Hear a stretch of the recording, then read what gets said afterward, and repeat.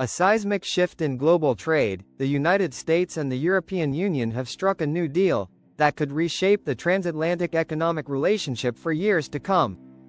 With 15% tariffs on European exports and billions in promised investments, is this a win-win or a strategic compromise? Let's break it down. After months of intense negotiations and threats of a 30% tariff, the US and EU have agreed to a 15% import tax on all European goods entering America. The deal was brokered in Scotland, between President Donald Trump and European Commission President Ursula von der Leyen. In exchange, the EU has agreed to zero tariffs on select American exports, including energy, military equipment, and agricultural products. This deal brings stability and rebalances our relationship with a key ally. From Washington's perspective, the deal is a major win.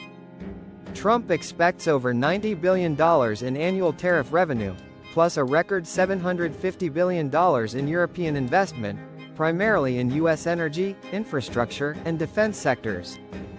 He's calling it the largest trade deal in history. It's a good deal for everybody, it's going to bring us closer together. For Europe, the picture is more nuanced. Yes, the 15% tariff is far better than the 30% initially threatened, but it's still higher than pre-2024 levels. France, Italy, and Germany have voiced cautious support. Some industries, like French spirits and German autos, secured key exemptions. Still, EU leaders believe this deal avoids a costly trade war and positions them to influence future US policies on energy and tech. But there's more under the hood. The US will maintain a 50% tariff on global steel and aluminum, a sticking point for European manufacturers. A separate semiconductor agreement is also in the works, signaling deeper cooperation in tech. Also, Trump's pledge to cut the trade deficit remains a central narrative. Last year, the US imported over $600 billion in goods from the EU, exporting just $370 billion. To Trump, that's a loss. To Brussels, it's more complex. So, who really won? It depends who you ask. Both sides avoided a trade war.